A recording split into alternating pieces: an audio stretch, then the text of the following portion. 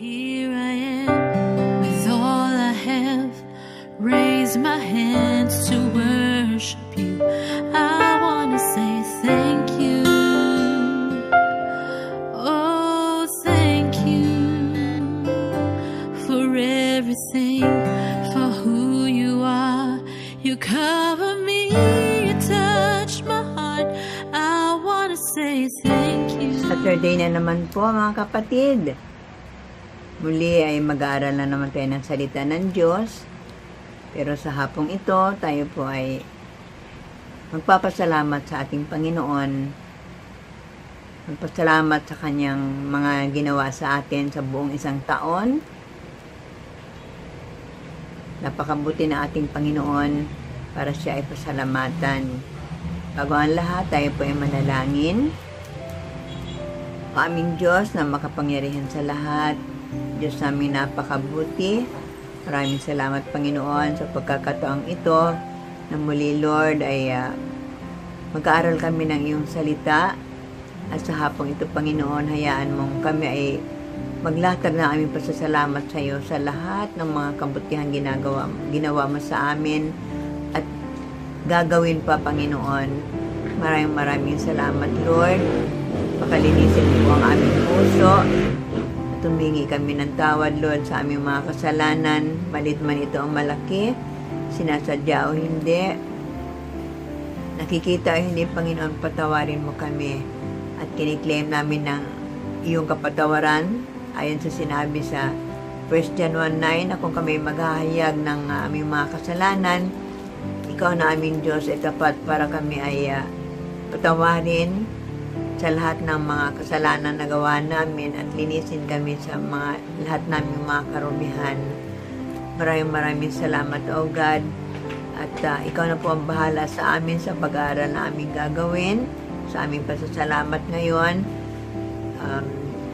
Buksan mo ang aming mga kaisipan, ang aming mga puso, nang sa ganun, Lord, kung may mensahe ka para sa amin, ay matanggap namin ito ng buong buo. At nawa ay may pamuhay namin habang ikaw ay hinihintay namin sa iyong muling pagbabalik.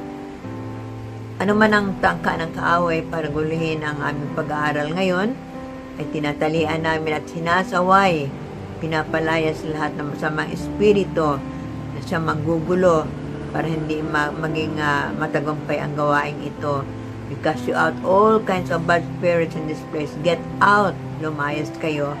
Wala kayong karapatan para guluhin kami mga anak ng Diyos. Lord, hinihiling namin na ibaba mo yung Santo Espiritu na siyang gagabay sa amin magmula sa simula hanggang matapos ang gawain ito. Siya magpaunawa sa amin lahat ng aming maririnig na mensahe mo, Panginoon. Maraming salamat, O God. Buksan mo rin ang puso ng mga anak mo na makapanood ng video na ito. At nawa, Panginoon, ay ganun din maipamuhay nila ang mensahe na ibibigay mo sa amin habang kami naghihintay sa iyong pagbabalik, Panginoon. Makita mo kami na marunong kaming magpasalamat. Maraming salamat, O God. Ang lahat ito ay tinataas namin sa iyo sa pangalan ni Jesus. Amen and amen. Magandang hapon mga kapatid. Magandang hapon sa inyong lahat. Nakalipas na po ang isang araw. Kahit lumipas na ang Pasko, Pasko pa rin. Sa ating mga anak ng Diyos, araw-araw ay Pasko. Amen po. So, Sabado ngayon, kahapon ang Pasko. Habol pa rin ako ng bati sa inyo. Merry Christmas po sa inyong lahat. Ngayong hapon po ay tayo po ay magpapasalamat, pero may mensahe pa rin na ibibigay sa atin ng ating Panginoon. Ang ating pag-aaralan po ay manggagaling sa Awit 50 verse 14. Ito po ang sinasabi: ang ihandog ninyo sa Diyos ay ang inyong pasasalamat. Ang pangakong handog ninyo ay tuparin ninyong lahat. So, yun daw ang ating ihandog sa ating Panginoon, ang ating pasasalamat. So kung titingnan po natin mga kapatid, napakatindi po ng impact na ginawa sa tao nitong pandemic na ito. Naniniwala po kayo? Grabing impact, no? Dumanas tayo ng katakot-takot na mga pagsubok, mga problema. Nag-quarantine tayo, nag-lockdown, marami ang wala ng trabaho, hindi basta-basta nakakalabas ng bahay, lalo na yung mga senior citizen, yung mga bata, hindi pwedeng lumabas ng bahay, hindi pwedeng pumunta sa mall, di ba? Hindi tayo basta-basta nakakapamili. Ano pa yung mga problema natin? Wala tayong church services na face-to-face, di ba? Yung klase ng mga mag-aaral ay kung hindi online ay modular na ang daming problema, di ba? At hanggang ngayon, problema pa rin dahil parang lalong humigpit ang mga kinaukulan pagdating sa protocol, di ba? Sabi nga sa balita, mas matindi ang tama ng COVID ngayon. Kaya mas marami na naman ang mga apektado, marami na mga kaso na may COVID ngayon. Kaya nga, ang problema noon, nagsimula ang pandemic, hanggang ngayon problema, at di natin alam kung hanggang kailan itong problema na ito. Hanggat walang vaccine, di natin alam kung anong mangyayari sa atin. Kaya, kung titingnan natin, ano bang nangyayari na sa mundo? No? Sa ibang bansa, lalo na ngayon, total lockdown na naman sila. At kung lilimiin natin, mga kapatid, ano nga ba na nangyayari sa mundo? Sabi nga sa Job 7 verse 1, ang buhay ng tao ay sagana sa hirap, bat-bat ng tiisin at lungkot na dinaranas. So yung mga problema natin ngayon, yung mga tiisin natin na dinanas natin, ay nakasulat pala yan sa Job 7 verse 1. Hindi natin ito pwedeng takasan. Kailangan mangyari kasi nakasulat na. So napakalinaw po. Ito mga nangyari ngayon, yung mga nangyari noon, yung mga nangyari ngayon, at mangyayari pa. Hindi natin alam kung hanggang kailan ito matatapos, kung hanggang kailan ito mangyayari, itong pandemic na ito. So, grabing pagtitiis ang nangyayari sa atin. Pero ang sabi sa text na binasa natin, dun sa awit 50, tingnan natin sa 4a, ang ihandog ninyo sa Diyos ay ang inyong pasasalamat. Kung tatanungin natin ang ating mga sarili, kaya ko ba magpasalamat sa mga ganito nangyari sa amin? Nawalan kami ng trabaho, hindi na kami makalabas ng bahay para mag-malling, hindi na kami makapasyal. Yung mga ganon, maraming talagang naghihirap. Yung mga jeepney driver dati, hindi makabiyahe, buti ngayon may biyahe na. Yung mayroon ng biyahe ng GMA San Pedro. Dati wala akong nakikita ng jeep na gano'n. Nandun, di ba? Kaya ba natin magpasalamat? Yan po ang hinahanap sa atin ng Lord. Magpasalamat tayo imbes na magreklamo. Huwag natin ireklamo yung nangyayari sa atin ngayon. Tumingin tayo sa itaas. Lord, salamat po na hanggang ngayon ay hindi pa ako tinatamaan ng COVID kasi andyan ka na, pinoproteksyonan mo kami. Diba? Ngayon ang tanong, bakit kailangan natin magpasalamat sa Diyos? Bakit natin kailangan magpasalamat? Number 1 po ang sagot, sapagkat siya ay mabuti. Yan, sinabi rito, napakabuti ng ating Panginoon.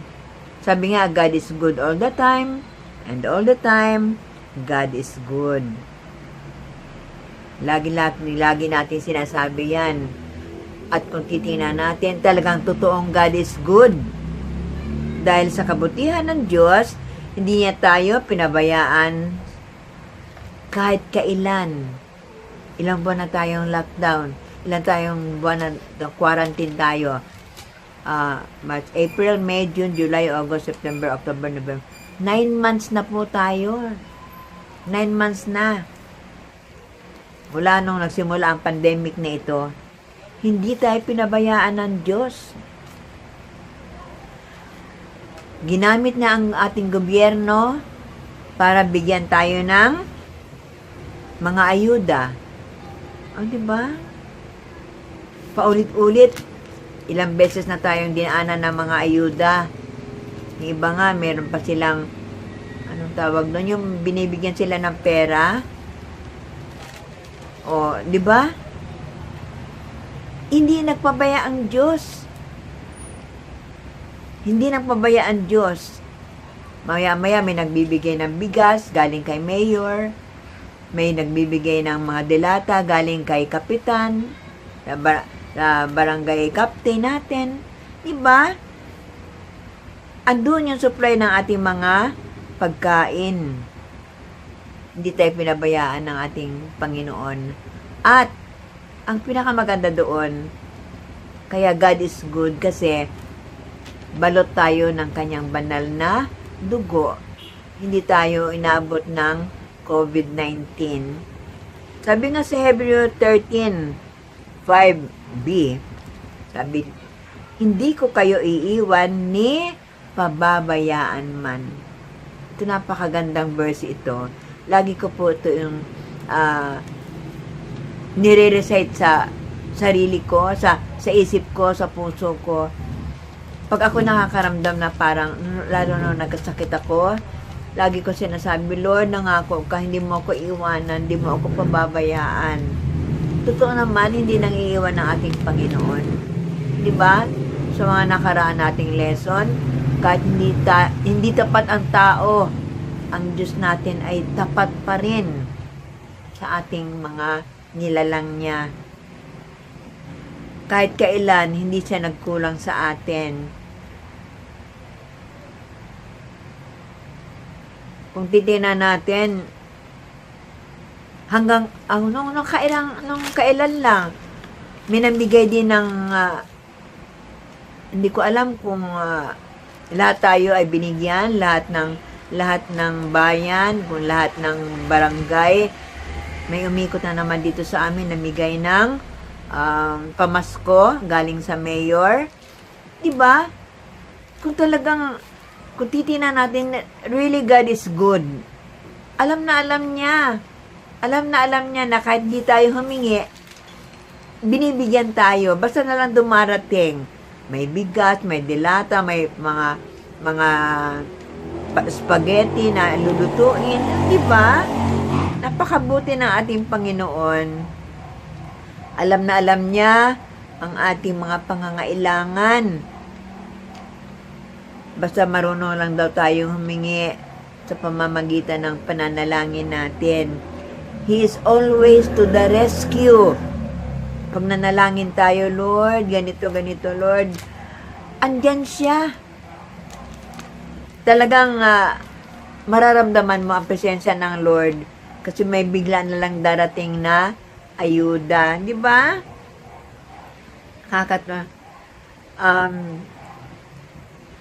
Problema natin, naku, paano na kaya yung aming paano na, wala kaming church. Oh, God is good kasi binigyan niya ng wisdom ang ating mga pastor na magkaroon ng online Sunday service, online Bible study. Itong ating Bible study, karamihan nagsusum, yung iba nag-video call. Ito sa atin ay recorded video. Napakabuti talaga ng ating Panginoon. Hindi tayo pinagkulang ng ating Lord sa pagdating sa spiritual nating pangangailangan. Kaya hindi tayo nagutom sa kanyang mga salita. Amen po. Amen. So, God is good. Kaya dapat tayo ay magpasalamat. Number 2, bakit kailangan natin magpasalamat sa Lord? Sapagkat, ang daming pagpapalang tinanggap natin mula sa Kanya. Magpasalamat tayo dahil sa mga tinatanggap nating mga pagpapala galing sa ating Panginoon. Anong mga pagpapala ang tinatanggap natin? Ayan, tingnan natin. Sa material at physical, unahin na natin. Andoon, nasa good health pa rin tayo. Magkasakit man tayo, pinapagaling tayo ng Lord. Kung titingnan natin, ang daming mga nawala ng bahay dahil sa bagyo, sa baha. Tayo, meron pa rin tayong bahay na sisilungan. May mga damit tayong pantakip sa ating katawan. At may mga pagkain tayong bumubusog sa ating katawang lupa. Amen po. Iyan, mga pagpapala yan. Pagpapalang material at physical. At sa pagpapalang spiritual, ano ba ang tinanggap natin sa Lord? Yung kaligtasan. Niligtas tayo ng Panginoon sa kamay ng demonyo. Amen? At ang kaligtasan na yon na ipinagkaloob sa atin ay patungo sa buhay na walang hanggan. Amen. Buhay na walang hanggan. Yan. Ayaw pa ba natin magpasalamat sa Lord na imbis na mapunta tayo dun sa kailaliman, tayo ay isasama niya sa kanyang kaharian? Yan, niligtas niya tayo. Inalis sa atin lahat ng mga karumihan natin, kapalit ng kanyang buhay. Yun ang mga pagpapala na dapat pagpasalamatan natin. Sinasabi nga po na lahat ng ito ay mga pagpapalang hindi ipinagkakait sa atin ng ating Panginoon. As long as tayo ay magtiwala at manampalataya sa Kanya sa lahat ng oras. Huwag nating alisin yung pananampalataya na yan. Huwag nating palamigin yung ating pananampalataya na yan. Huwag maalis yung pagtitiwala natin sa ating Panginoon. All the time, magtiwala tayo sa Kanya. Amen po. Wala naman tayong pwedeng pagkatiwalaan naman eh. Tanging ang Diyos lang. Sabi nga sa Roma 10, hindi mabibigo ang sinumang nananalig sa Kanya. Hindi mabibigo ang sinumang nananalig sa Kanya. At sa awit 9:10, lubos ang tiwala ng kumikilala sa iyong pangalan, sapagkat wala pang dumulog sa iyo na iyong tinanggihan. Napakalinaw po. Pag tayo humingi, andun ang tiwala mo sa ating Panginoon. Hanggat kinikilala mo na ang ating Diyos ay provider, kinikilala mo na ang Diyos natin ay He is good all the time, na lahat ng mga pagpapala na yan ay sa Kanya lang nanggagaling. Saan sabi dito?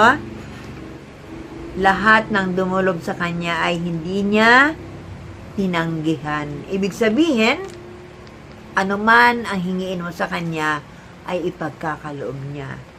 Amen po. At ang ikatlong dahilan bakit kailangan natin magpasalamat sa Diyos, ito po ang number 3, dahil sa tagumpay na natamo natin galing sa Diyos. Tagumpay po. Meron tayong tagumpay na natamo. At ang tagumpay nito ay galing sa ating Panginoon.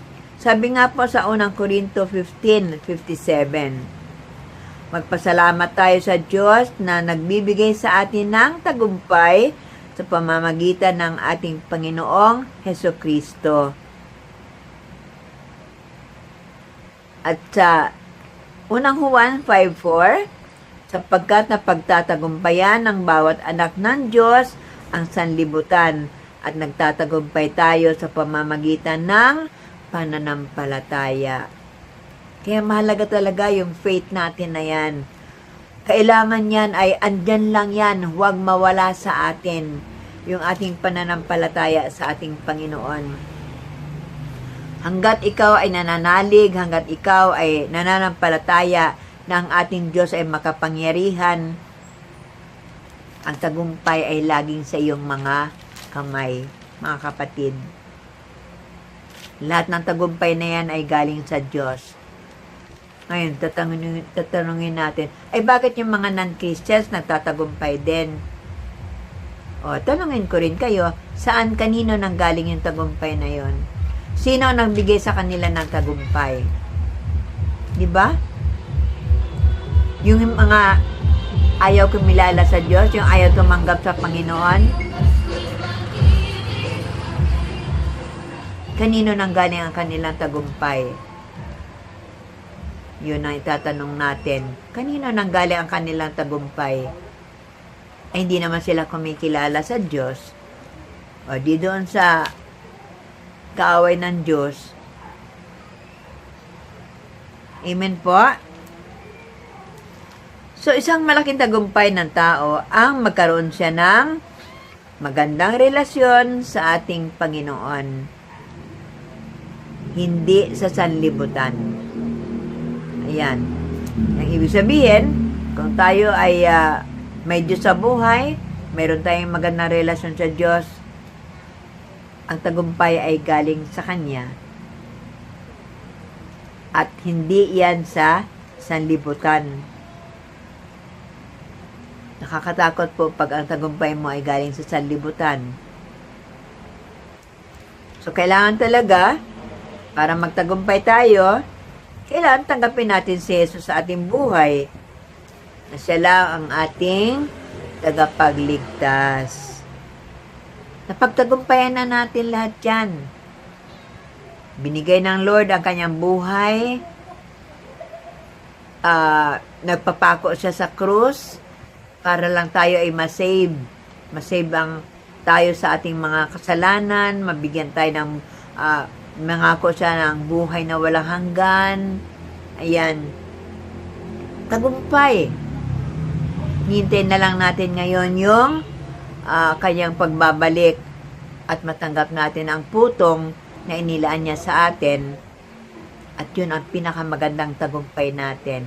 Yung mailagay sa atin yung putong ng buhay. As long as tayo ay patuloy na nanampalataya sa ating Panginoon, patuloy na kumikilala sa ating Diyos, patuloy na nagtitiwala sa ating Panginoon. Amen po.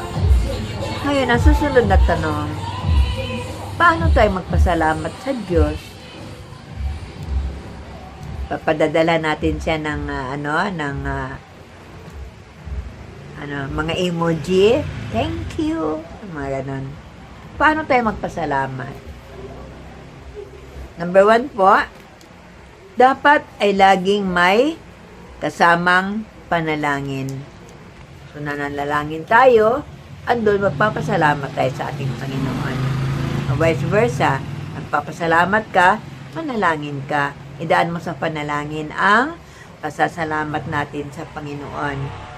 Ang sabi sa Filipos 4 verse 6, huwag kayong mabalisa tungkol sa anumang bagay. Sa halip ay hingin ninyo sa Diyos ang lahat ng inyong kailangan sa pamamagitan ng panalangin may pasasalamat. Yan, laging magkasama yan. Panalangin may pasasalamat. So, ganun dapat magpasalamat. Idaan natin sa panalangin. Laging may kalakip na panalangin. At sabi pa sa Colossus 4:2, huwag kayong magsawa sa pananalangin. Gawin ninyo itong mataimtim at may pasasalamat. Yan, laging magkasama. Panalangin, pasasalamat, pasasalamat, panalangin. So, ganun po ha. Magpasalamat tayo sa Panginoon na may laging kalakip na panalangin. And number 2, magpasalamat tayo sa Panginoon at dapat ay laging kasama ang pagpupuri. May kasamang pagpupuri. Ang pasasalamat natin ay samahan natin ng pagpupuri.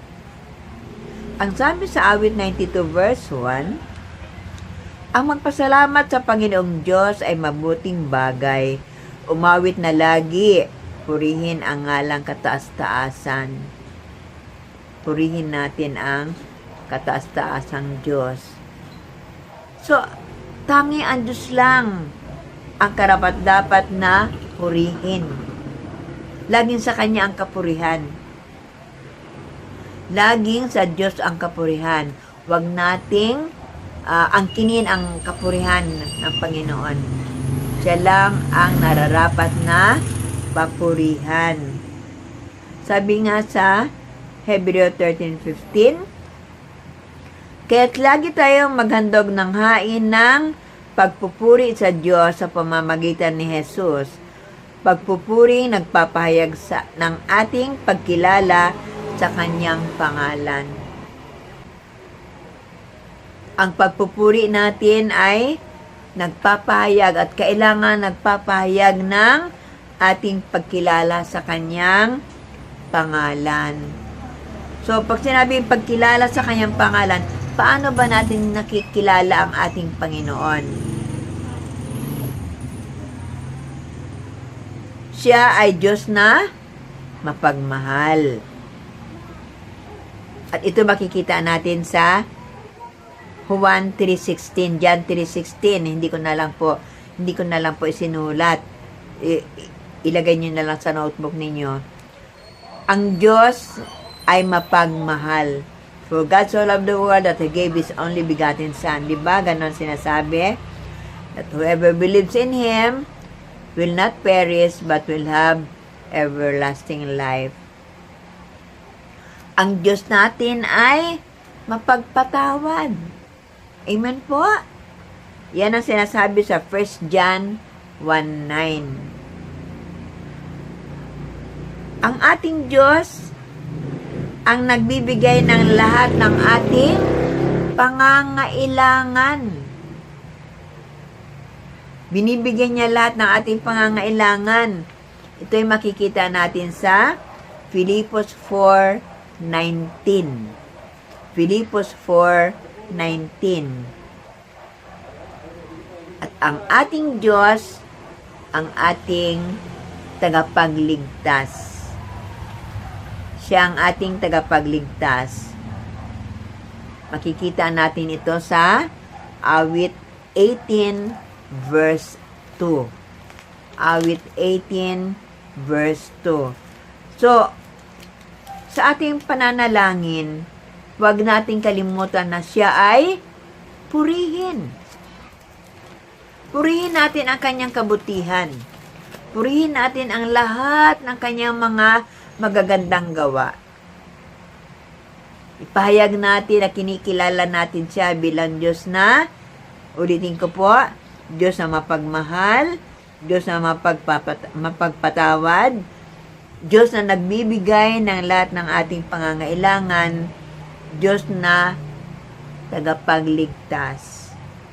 Amen po. And He deserves all the praises. Purihin natin siya. Wala nang ibang makakagawa noon, kundi siya lamang. And number 3,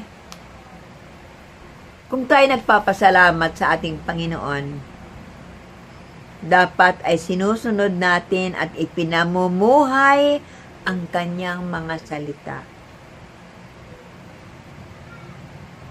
Dapat ay ipamuhay natin at sinusunod natin, susundin natin at ipamuhay ang kanyang mga salita. Ang pagpapasalamat ay hindi lamang sa salita, kundi dapat ay sa gawa. Di ba sabi nga, faith without action is dead. So, yung pagpapasalamat natin, sabihin natin, Lord, salamat po ha, kasi talagang yung aming mga pangangailangan ay hindi mo ipinagkakait sa amin. Ano ang ginagawa mo? Ano ang ginagawa mo kung siya nga ang kinikilala mong Diyos? Kailangan, lahat ng sinasabi niya, lahat ng mga utos niya, ay sinusunod natin. Ipinapamuhay natin. Ito ang isang pinakamagandang paraan ng pasasalamat sa Diyos. Yung pagsunod at pagsasabuhay ng kanyang mga utos, ng kanyang mga salita. Ayan. Ipamuhay natin. At pag nakikita sa atin ng Panginoon na talagang kahit hirap na hirap kang sundin ang kanyang kalooban, makikita ng Lord na talagang yung gratitude mo ay andon. Hindi nawawala. Nagpapasalamat ka sa kanyang mga kabutihan. Kaya ipinapamuhay mong pilit ang kanyang salita. Amen po. Sabi nga po sa Deuteronomio 30:15 hanggang 16, nasa inyo ngayon ang kapasyahan, kayo ang pipili ng buhay at kasaganaan o kahirapan ng kamatayan o ng kamatayan. Kapag sinunod ninyo ang kautusan, inibig si Yahweh at nilakaran ang kanyang mga landas, pagpapalain niya kayo sa lupaing ibinibigay niya sa inyo. Mabubuhay kayo ng matagal at kanyang pararamihin kayo. Napakaganda nitong sinasabi ito. Kung sinusunod daw natin ang kautusan ng ating Panginoon, ibigin natin ang ating Diyos at lakaran natin ang kanyang mga landas. Kumbaga, ipamuhay natin kung ano yung nakikita natin sa ating Panginoon. Pamuhay natin. Sabi, pagpapalain niya kayo sa lupaing ibibigay niya sa inyo at mabubuhay kayo ng matagal at kanyang pararamihin kayo.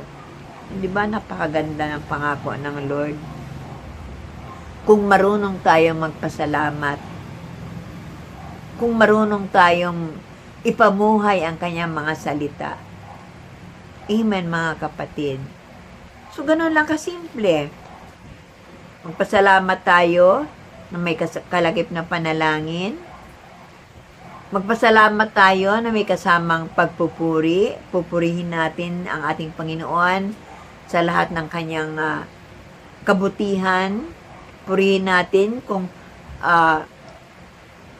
ano yung mga ginawa niya sa atin. At ang ikatlo ay sundin natin at ipamuhay ang kanyang mga salita. Mahirap po bang gawin yon? Try po natin. Gawin natin, mga kapatid. Gawin po natin. Napakasimple naman eh. Napakasimple. Gaya ngayon, tinuturuan tayo na mag-celebrate ng Christmas ng simpleng-simple. Sumunod tayo. Sundin natin. Gayahin natin yung nangyari sa kanya. Pinanganak siya ng simpleng-simple. Payak na payak. Hindi siya ipinanganak sa napakagandang hospital na naka-aircon. Nakakutson. Hindi po. Anong pinakakutson niya noon? Yung mga dayami, dun siya inilatag. Diba? Andun siya sa sabsaban. Dun siya ipinanganak. So, tayo ngayon, sumunod tayo, sundin natin. Salamat tayo na meron tayong Diyos na nagligtas sa atin. Gayahin natin siya. Celebrate natin ang Christmas ng payak na payak. na tayong magpabongga-bongga. Gawin natin payak kung paano sa ipinanganak. Gawin natin. Hindi ko sinasabi na doon ka pumunta sa kulungan ng mga baboy at doon ka mag-Christmas. Hindi po. Gawin po nating simple. Dahil yan ang kailangan ngayon, lalo na ngayong pandemic. Hindi natin kailangan na magpabongga-bongga. At yan ang, para sa akin po, yun ang nangyaring pandemic nito. Ito magandang tinuro sa atin ng Lord eh. Mag-tone down tayo sa lahat ng yung mga hindi naman dapat gawin. Gawin natin simple ang buhay, mga kapatid. Ngayon, pag nagawa natin ito, ano ang magiging resulta nito?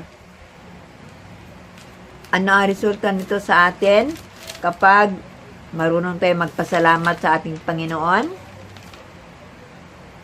Sabi po rito, natatampok o nadadakila ang ating Panginoon sa pamamagitan ng ating pasasalamat. Naluluwalhati natin ang kanyang pangalan. Ayan. Sabi nga sa awit 69 verse 30, pupurihin ang Diyos aking aawitan, dadakilain ko't pasasalamatan. Ayan. Napapapurihan ang ating Panginoon sa pasasalamat na ginagawa natin. So bilang pagtatapos, mga kapatid, huwag tayong magsawang magpasalamat. Pasalamatan natin ang Diyos sa lahat ng bagay, sa lahat ng pangyayari, sa lahat ng pangyayari sa ating buhay, sa lahat ng oras, sa lahat ng mga nangyari sa atin. Kung titingnan natin, kahit gaano karami at gaano kabigat ang mga pagsubok na dumating sa atin, hanggang ngayon may pagsubok at mga darating pa, ang lahat na ito ay napagtatagumpayan natin. Napagtatagumpayan natin kasama ng ating Panginoon. Without Him, we can do nothing talaga. Ganun ka makapangyarihan ang ating Panginoon. Ang ating Diyos na umaapaw ang kanyang habag. Di ba na pag-aralan natin? Umaapaw ang pag-ibig ng ating Panginoon. Walang hanggan ang kanyang pag-ibig. Dapat magpasalamat tayo sa ating Panginoon. Huwag nating tingnan yung mga nangyaring ganito, yung lahat ng mga calamities, lahat ng mga yung pandemic na yan. Huwag nating tingnan. Tingnan natin ang ating Panginoon kung anong ginagawa niya sa ating buhay. Pasalamatan natin siya sapagkat kahit minsan hindi niya tayo pinabayaan, hindi niya tayo iniwan na nakanganga. Andyan lang siya lagi to the rescue sa atin. Hindi niya tayo pinagkulang sa ating mga pangangailangan. Higit sa lahat, balot na balot tayo, binalot tayo ng ating Panginoon ng kanyang banal na dugo na yung kinatatakutan nating COVID-19 na yan ay hindi makapenetrate sa atin. At hanggang ngayon, tayo ay nakatayo. Walang bahid ng virus na pumatay ng maraming tao. Amen po. So, napakabuti po ng ating Panginoon. He deserves our thanksgiving. Kailangan matuto tayong magpasalamat sa lahat ng mga pangyayari sa buhay natin, sa lahat ng oras. Magpasalamat po tayo sa ating Panginoon.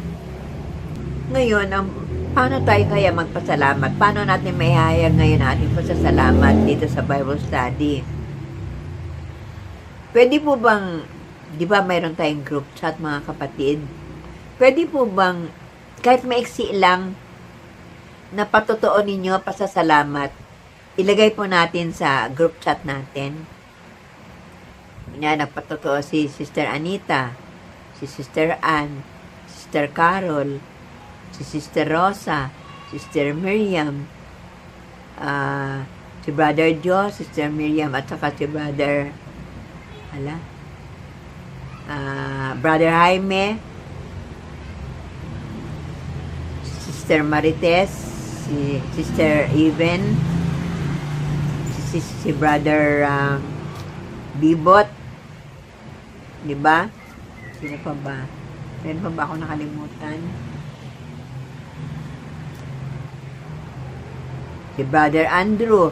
Kung gusto niyo po magpatotoo, gusto ko kasi na maihayag ninyo ang inyong pasasalamat, yung magpatotoo kayo, kung ano yung magandang ginawa ng ng ating Panginoon na dapat mong pasalamatan. Wag po kayong mahiya. Tayo-tayo lang naman makakakita nun eh. Ano kung makita ng iba? That is, pinupuri natin ang ating Panginoon. Wag po tayong mahiya. Isang paraan natin yun ng pasasalamat. Gusto ko pa makita yan sa group chat natin, mga kapatid, sana may gumawa noon. Kasi hindi naman tayo magkakaharap. Ako pwede ako magpatotoo sa inyo, maririnig nyo, pero kayo hindi ko maririnig. Ako kasi, lagi akong nagpapatotoo na talaga napakabuti ng ating Panginoon. Kung babalikan ko yung nangyari, wag na natin balikan yung panoong noon. Ito na lang na pandemic na ito. Sumabay kasi yung nagkasakit ako. Hindi na nga tayo makalabas, hindi na nga tayo makapunta ng mga hospital, delikado. Bigla na lang ganito na lockdown, may COVID-19. Inatake ako ng hyperacidity na akala ko ay hindi ko na mapagtagumpayan yun. Gamitin ko na yun, hindi ko mapagtagumpayan. Hindi ko na kaya talaga, gusto ko na magpa-ospital. Sabi ng mga anak ko, pag pumunta ka ng hospital, maraming proseso, baka mamaya sabihin pa nila may COVID ka, di nagka-problema pa tayo. So, tiniis ko po yun, hindi kami nagpa-ospital. Sige, tiis, ilang buwan. Halos di ako makakain, hindi ako makatulog. Talagang ganun po ang nangyari sa akin. Ang pinanghahawakan ko lang, lagi mga pangako ng Lord, lagi kong binabanggit lang. Lord, sinabi mo, hindi mo ako pababayaan. Kaya ngayon, Lord, wag mo ako pabayaan na mamatay, Lord. Ay, kasi feeling ko parang mamamatay na ako. So, sobrang hirap. Napakasakit ng aking sikmura na hindi ko maintindihan kung anong nangyayari na sa akin. Pag kumain ako, nilalabas ko. Pag humiga ako, inilalabas ko yung kinain ko kakapiranggot.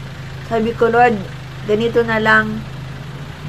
Mamatay o mabuhay ako, Lord. Sa'yo ako. Ilalaban ko na yan. Talagang binibigay ko na yung buhay ko sa'yo. Bahala na kayo sa akin, Lord. And then, after 2 months yata, bimuntis ako 2 months. After 2 months noon, yung aking kumare, sabi niya, itry mo kaya yung doktor na tumitingin sa akin. So, yun, tinry namin kasi hindi naman daw, sa clinic lang siya, may clinic siya. Doon po nalaman na, nung napalab test ako, lumabas ngayon, yung creatinine ko, mataas pala, kung ano-ano yung mga abnormalities sa aking katawan. So, ginamit pala yung sikmura ko na yon para malaman yung iba ko pang mga problema sa katawan. At magmula noon, siya na rin ang nagbigay sa akin ng gamot, nawala yung pananakit ng sikmura ko, yung hyperacidity ko, nawala lahat yon. At yung creatinine ko, pababa. At hanggang ngayon ay under medication pa rin po ako, pero pinipilit namin na pababain pa at kiniklaim ko na pababa na talaga na pababa hanggang mag-normal ang aking creatinine. So, ganon kabuti ang ating Panginoon sa ating mga kapatid. Hindi niya tayo pababayaan na maghihirap. Kasi habang tayo daw naghihirap, nahihirapan din ang ating Panginoon. Nalulungkot siya kapag tayo nasasaktan. So, talagang pinupuri ko ang ating Panginoon na napakabuti niya talaga. Iniiyak ko yan sa Kanya gabi-gabi na, Lord, maraming salamat na meron akong Diyos na inaasahan, meron akong Diyos na pinagkakatiwalaan ng aking buhay. Kaya sa Diyos talaga ang papuri, mga kapatid. Grabe ang kabutihan ng ating Panginoon. So, ganun lang, kahit maikli lamang po, may mabasa lang ako doon sa group chat natin na kayo po ay nagpatotoo. Amen po. Kasi last na po natin ito, bakasyon po tayo ng hanggang mag-resume yata tayo January na ulit. Magre-resume tayo ng January. Pahinga tayo ng konti ngayon. Isang linggo lang naman. Pahinga tayo ng konti. Alam naman ng Lord na busy kayo. Siyempre, maghahanda din kayo sa Pasko. Maghahanda sa New Year. Naghanda. Hindi pala sa Pasko kasi tapos na yung Pasko natin eh. Sa New Year, maraming mga paghahanda. Kaya, sabi ni Pastor, sige, magpahinga muna kayo. Pati yung mga sapatiran natin. So, makikita-kita ulit tayo. Sana nga po ay meron ng church tayo pagdating ng January.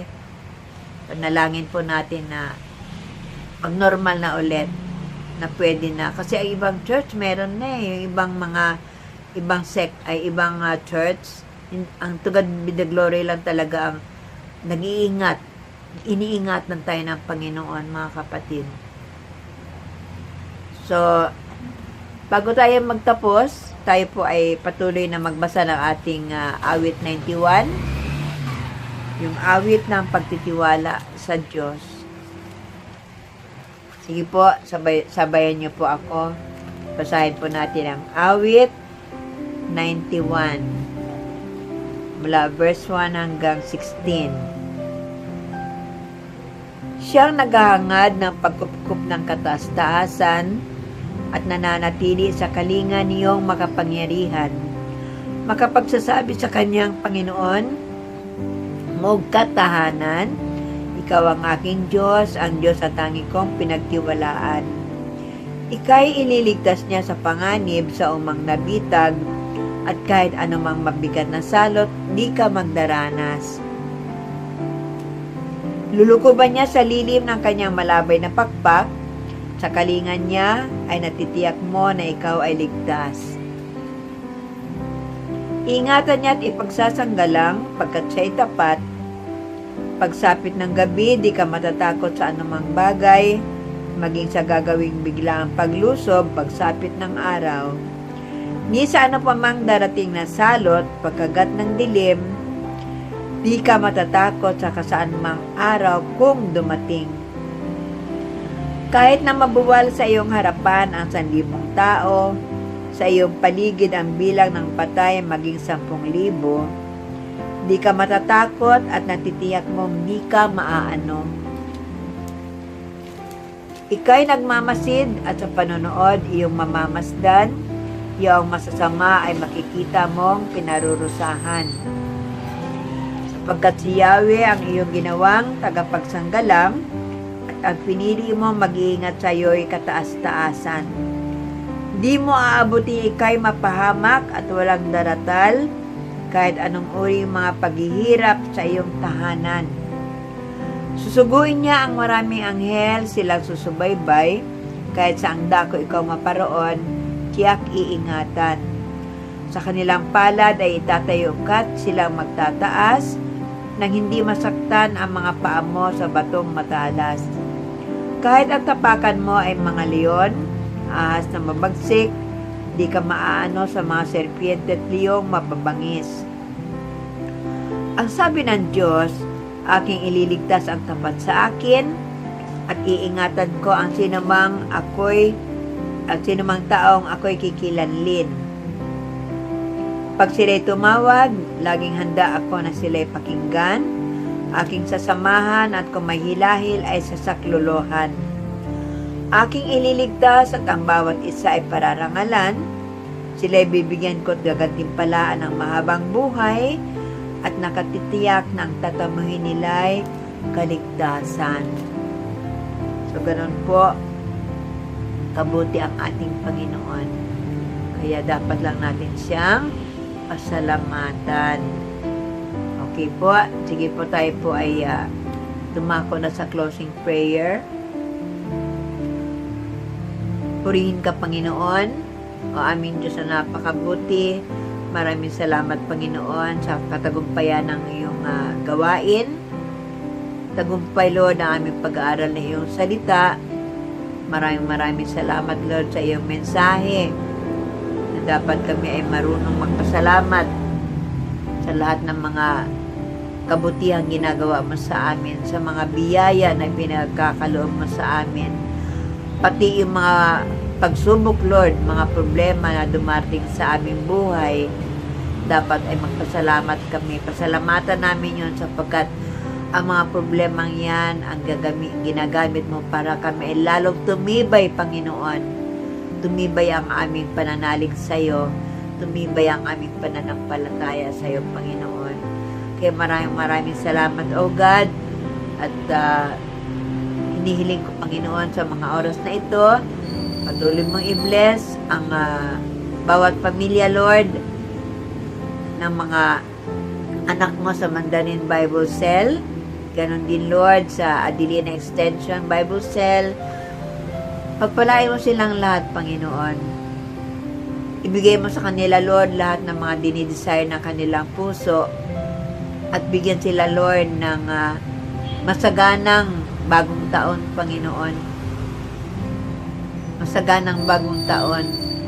Kiniklaim namin, Lord, na masagana pa rin ang darating na taon, Panginoon.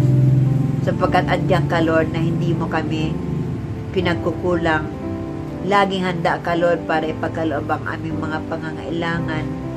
To the fullest, Panginoon, alam ko, nag-uuma po na pagpapala ay pagkaloob mo sa amin sa darating na 2021, Panginoon. Maraming salamat, O God, at ingatan mo kami, Lord, sa lahat ng oras, sa lahat ng dako, Panginoon, saan man kami maparoon. Ingatan mo kami, Panginoon, at sa aming pag-celebrate, Lord, ng New Year, huwag namin kalimutan, Panginoon, na ikaw pa rin ang sentro ng aming celebration, sapagkat sa iyo naman nanggagaling ang lahat-lahat, Panginoon. Ikaw ang aming Diyos na dapat namin sambahin. Diyos na aming pupurihin sa lahat ng oras. Diyos na dapat pasalamatan. Kaya Lord, maraming salamat. At hanggang sa susunod na gawain, nawa ay samahan mo pa rin kami hanggang sa iyong muling pagbabalik, Panginoon, ay gagawin namin ang mga pinagagawa mo, ang pag-aaral ng iyong mga salita, at higit sa lahat ay ang pagsasabuhay ng iyong mga salita. Maraming salamat, O God. Maraming salamat, Panginoon. Ang lahat na ito ay tinataas namin sa iyo sa pangalan ni Jesus. Amen and amen. So, hanggang dito na lang muli, mga kapatid. Happy New Year po sa inyong lahat. At i-claim natin na talagang happy ang ating New Year, ang darating na taong 2021. Sapagkat andyan ang Diyos natin, ay hindi tayo iniiwanan. Sige po, hanggang dito na lang ulit. Magkita-kita tayo sa susunod na taon. Kasi January na po tayo magre-resume. Happy New Year po sa inyong lahat. Sa lahat ng family. Diyan sa Mandarin Bible Cell at sa Adelina Extension Bible Cell. Thank you po. Thank you po. Thank you sa suporta ninyo sa gawain ng ating Panginoon. Magpalain kayo ng Diyos. Amen po. Bye-bye. Bye-bye po. With all I have, raise my hands to worship you. I wanna say thank you.